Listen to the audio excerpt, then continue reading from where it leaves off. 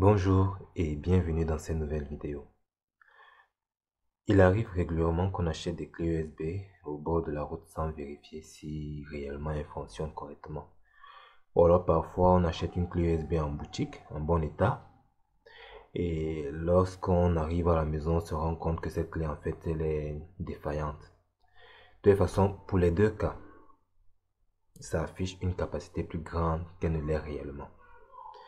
Et vous savez, souvent, ceci est manifesté par le fait que lorsque vous commencez à insérer vos fichiers dans ces clés, souvent vous êtes confronté soit à un message qui vous indique que la dite clé est pleine, soit à un fichier qui est endommagé. Ça va dépendre, ça peut être votre antivirus qui l'indique, ou alors lorsque vous souhaitez l'ouvrir, ça ne trouve pas.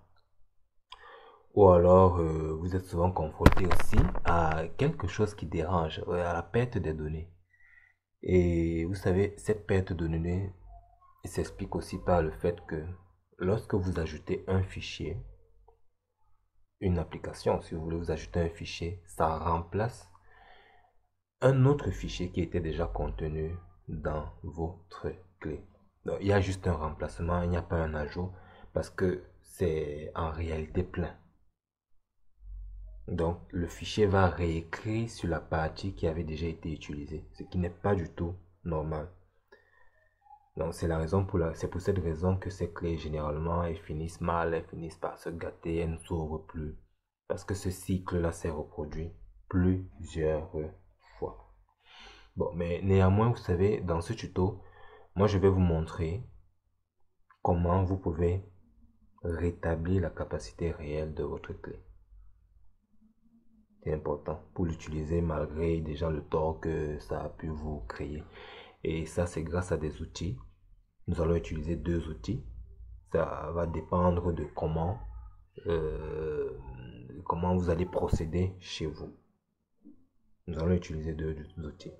Maintenant, d'autres vont se dire, ben, maintenant on arrive en route, on voit quelqu'un qui nous vend une clé, il va dire peut-être 8 Go à 2000 francs. Comment est-ce que nous pouvons vérifier là que cette clé est correcte? Il vous faut forcément un ordinateur. Parce que n'oubliez pas, c'est quand même de l'argent que vous dépensez et eux, ils ont besoin de cet argent. Donc, si vous avez un ordinateur, donnez-vous cette peine de vérifier. Si vous n'avez pas, demandez au vendeur si vous pouvez vous rendre vers un technicien là en plein centre-ville qui peut vérifier. Il va peut-être vous demander 300. Le technicien va prendre 300 juste pour une vérification. Parce que eux également, ils ont leurs propres outils. Il y a plein d'outils, mais à mon niveau, je préfère utiliser des outils gratuits pour vous éviter de vous mettre dans l'embarras, gratuits et en même temps populaires et simples d'utilisation parce que jusqu'ici, mes tutos sont pour des utilisateurs débutants. Donc, donnez-vous toujours cette peine-là. 2000, c'est pas rien. Parce que vous allez dépenser 2000 et vous allez vous rendre compte que c'est une clé qui en réalité pèse 128 mégas. C'est bien possible. Et il y a également une autre méthode que j'aurais aimé présenter en tuto, mais je n'ai pas encore de clé défaillante. C'est laquelle? On vous vend une clé, on indique que la clé est de 4 Go.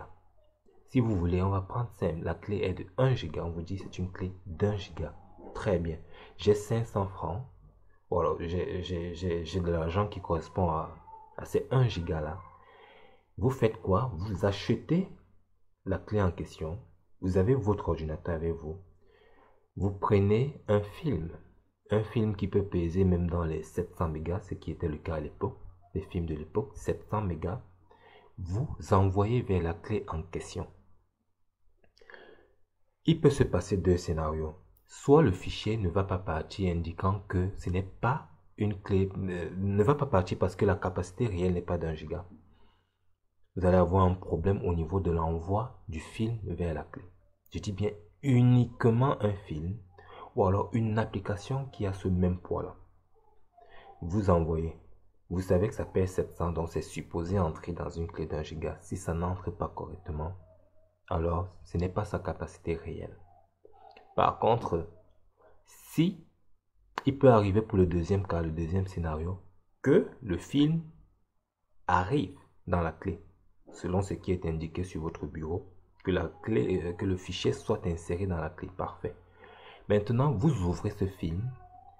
Si vous vous rendez compte que, selon le lecteur que vous allez utiliser, qu'il y a un message d'erreur, la clé n'est pas bonne. Si c'est avec un lecteur Windows Media, on va vous signaler, il y aura un message d'information vous indiquant qu'il y a une erreur. Si c'est avec VLC, vous pouvez avoir soit un message d'erreur, soit un autre message vous indiquant qu'il faut faire une indexation du film. Ça veut dire que le film n'est pas entré correctement du fait que ce n'est pas la mémoire réelle de la clé USB d'1 Go. C'est important de savoir ça. Le film va jouer, mais pas de manière correcte. Pourquoi est-ce qu'il faut un film ou une application? Parce que un film, c'est un fichier si vous voulez. Or, si vous décidez d'envoyer des fichiers qui pèsent 700 mégas, il y aura toujours un remplacement. Donc, du coup, vous ne saurez pas si réellement la clé est bonne ou pas. Or, il faut un fichier, si vous voulez, entre guillemets, compacté, pour qu'il n'y ait pas ce recyclage-là. C'est-à-dire, ça remplace le fichier qui est d'abord venu, le fichier suivant vient remplacer l'autre, ainsi de suite. Non, il est important de procéder ainsi. Mais, ça, c'est la manière la plus rapide pour quelqu'un qui achète au centre-ville. Il ne veut pas faire des tests. Parce que nous, avec nos outils, on va faire non seulement des tests pour vérifier l'état, mais on va pouvoir dire que voici la mémoire réelle. Ce qui n'est pas le cas avec la méthode des vidéos. Et s'il arrive que ce n'est pas la mémoire réelle, je pourrais vous montrer comment, vraiment selon les systèmes, comment vous pourriez rétablir la vraie mémoire de votre clé USB. Bien, nous allons parler des outils en question. Nous avons le premier outil qui aura pour rôle de vérifier l'état et de nous donner réellement la capacité de cette clé USB. Cet outil s'appelle H2TestW. Moi, je vous le recommande. Il est léger, facilement transportable et en même temps facilement utilisable. Bon, en même temps, son travail, c'est d'effectuer une série de tests en écriture. Parce que, rappelez-vous, le principe de base est de pouvoir vérifier comment le fonctionnement de réécriture se passe dans la clé USB. Donc, il va vérifier s'il ne trouve juste pas d'erreur. C'est ça son travail. Voilà. Donc, rappelez-vous, c'est gratuit. Je ne vous recommande pas d'aller télécharger des outils que vous n'êtes pas à mesure de payer, mais que vous fonctionnez en essai. Ça ne fait pas très sérieux. Il faudrait qu'on sorte de là. D'accord.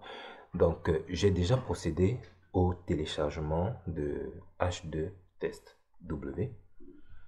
Je l'ai sauvegardé dans l'un de mes dossiers. Bon, tuto ici. Le voici. On va le dézipper parce qu'il est en fichier zip. Bon, il n'est pas nécessaire de désactiver votre antivirus. Aujourd'hui, je ne vous parle pas de sécurité si vous voulez. On va l'extraire. On peut même l'extraire dans le même dossier. En cliquant sur extraire ici. Ok.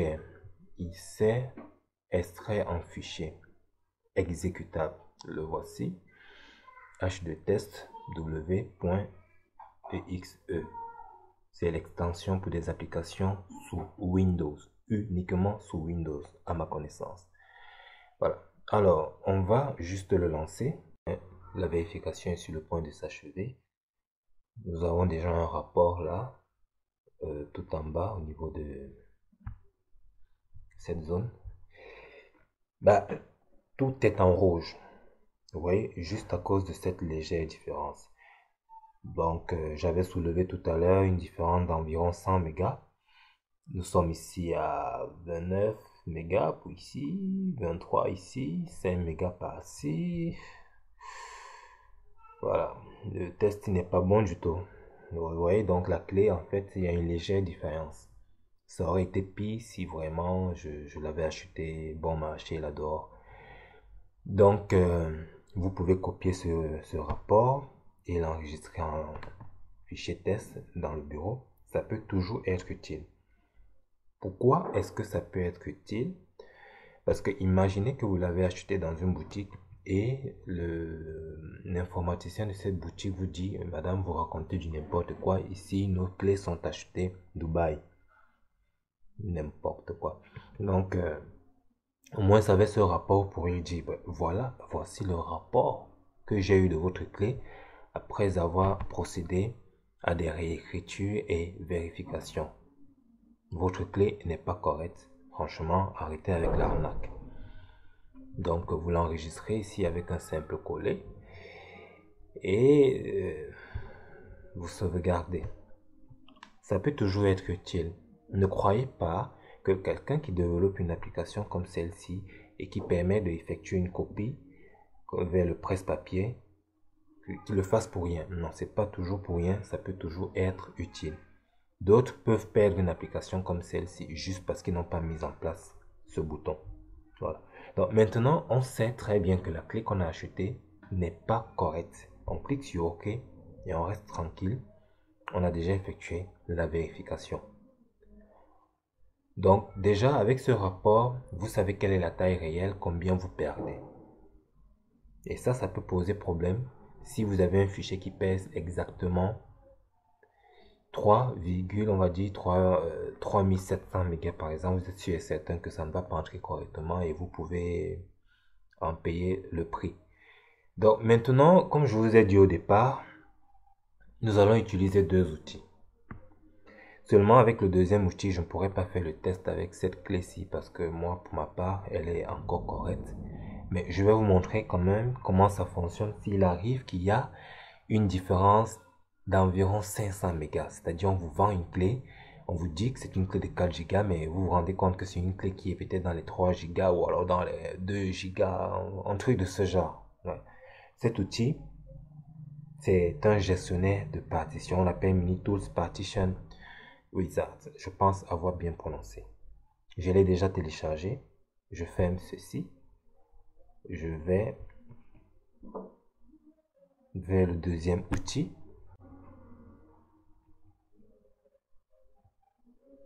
Voilà. Alors, on va le lancer. Oui, le voici. Je le lance rapidement. Ouverture en cours. Exécuter. Donc, on part du principe selon lequel vous avez une clé qui n'est pas correcte. C'est comme je vous ai dit, je ne peux pas prendre un exemple sur une clé défaillante. Je n'ai pas encore eu une clé pareille en ma possession depuis un petit moment. Sinon, le test aurait été super. Mais concentrez-vous sur comment je procède. Là, je suis en train d'installer MiniTools Software. Suivant. Suivant. Téléchargement en cours.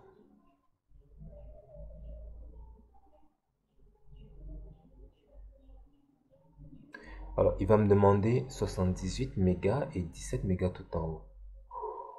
Bon, c'est gérable. C'est gérable. Mais pendant que ça s'effectue, je procède souvent à certaines vérifications pour m'assurer que la bande passante est correcte. Donc, je vais mettre une pause pour passer au contrôle de ma bande passante. Et je vous ferai un tuto sur là-dessus parce que parfois il vous arrive de partager votre connexion internet avec votre ordinateur. Vous avez 1 giga et en moins de 15 minutes, vos 1 giga s'épuisent. Je vais vous montrer comment éviter cela.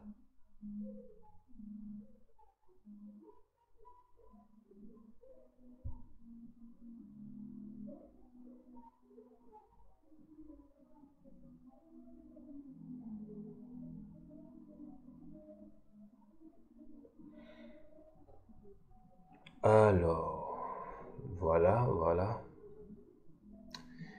Les applications qui sont en train d'utiliser ma bande passante. Nous avons le SVShotC, qui est la ressource 8780. Elle ne me sert à rien. Je l'arrête immédiatement depuis le gestionnaire de tâches. 87, 80, il est où? Le voici. On annule. Vous vous rendez compte, ça prend environ 1 méga par seconde. On l'arrête. Il va s'arrêter. Il est en train de s'arrêter progressivement.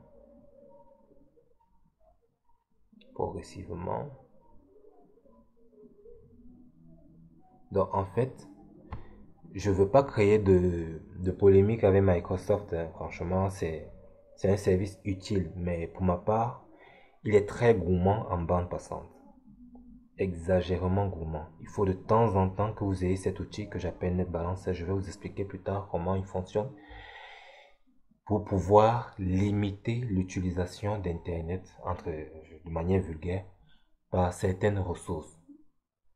C'est très important d'avoir toujours ce tableau lorsque vous effectuez des partages de connexion, surtout sous Windows 10. C'est très important. Sur Windows 7, ça passe, mais sur Windows 10, croyez-moi, ça ne donne pas. Donc, le téléchargement qui est en train de s'effectuer en ce moment, le voici, c'est la ressource avec pour PID 12996. C'est normal, il doit travailler. Nous avons un autre FVShot qui veut revenir, le 8780. Dès qu'il tente de monter à 1 méga par seconde, je le neutralise. Vous voyez, depuis que j'ai lancé le partage de la connexion Internet, il m'a pris 5 mégas parce que j'ai été rapide. Mais imaginez, vous allez dans votre salon, vous revenez. Croyez-moi, vous allez vous retrouver à 100 mégas en moins d'une minute d'utilisation. Donc, il y a plusieurs ressources qui portent ce nom, mais concentrez-vous sur celle qui est gourmande en bande passante. Vous retenez son PID et vous allez directement sur le gestionnaire de tâches, onglet service, vous l'abattez. Mais ici, il porte toujours le nom de DoSVC. L'optimisation de livraison, beaucoup s'en plaignent dans les forums. Microsoft, vous avez beau désactiver cela dans les paramètres, il revient toujours. On fera un autre tuto où je vous montrerai comment en mettre fin définitivement. Pour ma part, il m'est toujours utile par moment parce que j'ai parfois besoin de toutes mes ressources pour pouvoir mieux travailler. Mais en ce moment, ce n'est pas le cas. Alors, le téléchargement est toujours en cours. Je vous promets, cette fois-ci, je mets pause.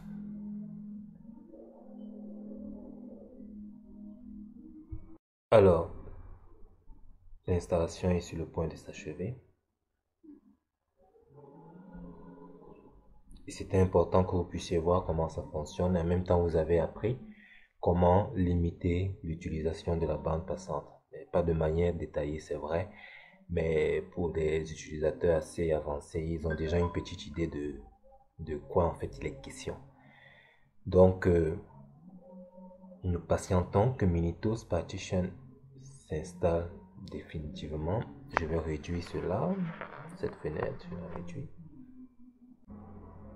Voilà, donc l'installation s'est achevée. On va cliquer sur terminer. Minitools va s'ouvrir.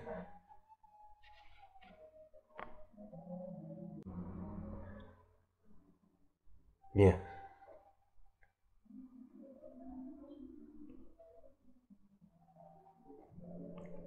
On ferme cette fenêtre. On patiente que le module se charge. Voilà. Très bien.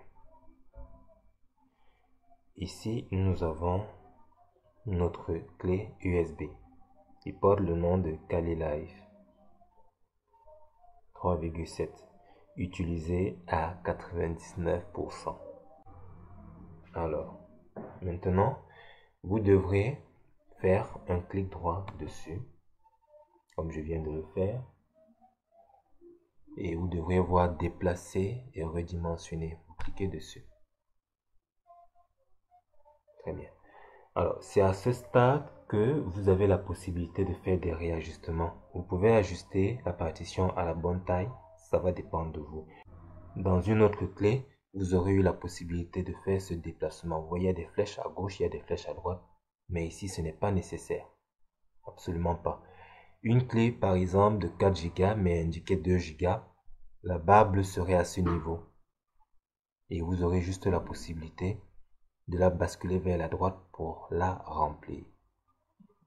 Alors ici, vous voyez, on a indiqué espace non alloué avant 0. et non alloué après 0. Donc, il n'y a pas moyen de faire des réajustements. Mais une clé en mauvais état, vous l'aurez fait soit directement avec votre curseur en le déplaçant ici, soit directement avec ces boutons d'ajout ou de soustraction que vous voyez là, tout simplement. Mais ce n'est pas le cas pour ce qui est de notre clé, parce que jusqu'ici, elle est encore en bon état. Voilà. Donc, j'espère que ce tutoriel vous a convenu. Je récapitule. Il était dans un premier temps, il fallait juste faire un test de la clé pour voir si il y avait des espaces non alloués. Ça n'a pas vraiment été le cas.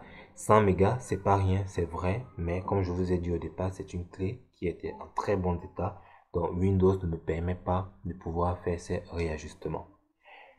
Et nous avons procédé à une analyse qui nous a fourni un rapport détaillé des volumes qui étaient incorrects. Maintenant, lorsque vous êtes arrivé à ce stade de vérification et que vous avez besoin de remettre votre clé à la taille réelle, vous utilisez juste cet outil qu'on appelle Mini Tools. Vous faites un clic droit sur la bande qui correspond à votre clé USB. Vous faites un clic droit, redimensionner ou déplacer. Parce que pour vous, il est question de redimensionner. Vous redimensionnez tout simplement la partition. Vous cliquez sur OK. Et votre clé, elle est correcte. Donc, nous n'allons pas cliquer sur OK parce que ce n'est pas nécessaire. Mais le plus important, c'était de comprendre comment ça fonctionne. Donc, si on vous vend une clé qui pèse 2 Go et on vous dit c'est 4 Go, ça ne voudrait pas dire que MiniTools va remettre ça à 4 Go. Non, c'est le vendeur qui a menti en disant 4 Go. Alors que réellement, c'est 2 Go. Maintenant, quand vous prenez votre clé, vous l'insérez dans votre ordinateur. Ça ne voudrait pas dire que parce qu'il a dit 4 Go, que vous allez quitter de 2 à 4. Non, c'est pas ça le but. Le but, c'est de comprendre que s'il vous a dit 4 Go, ces outils vont vous dire quelle est la taille réelle et jusqu'où vous pouvez pousser la taille indiquée de votre clé USB. C'est très important de faire cette différence. Ce n'est pas un tuto qui vous pousse à mettre la capacité telle que le vendeur a indiqué, non. C'est un outil qui vous montre quelle est la vraie capacité et quelles sont les défaillances et comment vous pouvez faire des réajustements. Parce que même le vendeur ne connaît pas la réelle capacité. Il peut ne pas connaître. Il sait, c'est indiqué 2 Go, mais lorsque vous utilisez ces outils, vous vous rendez compte que c'est 1,5. Windows sait que c'est une clé de 2 Go en réalité, mais avec l'excès d'utilisation, avec ci et ça, vous êtes à 1,5. Ce tuto est là pour vous montrer comment la remettre à 2 Go par exemple.